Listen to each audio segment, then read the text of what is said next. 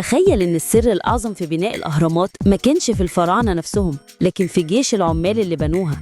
صلي على النبي واشترك في القناة ويلا بينا نبدأ.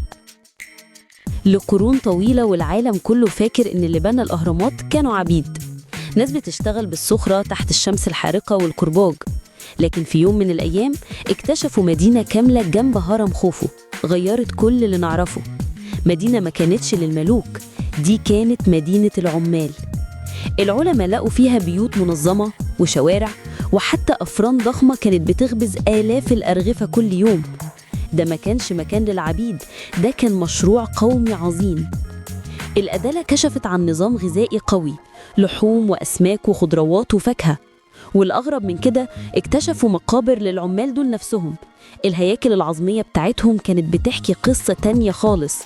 كانوا بيتعالجوا من كسور وإصابات خطيرة، وده معناه إن كان في رعاية صحية على أعلى مستوى.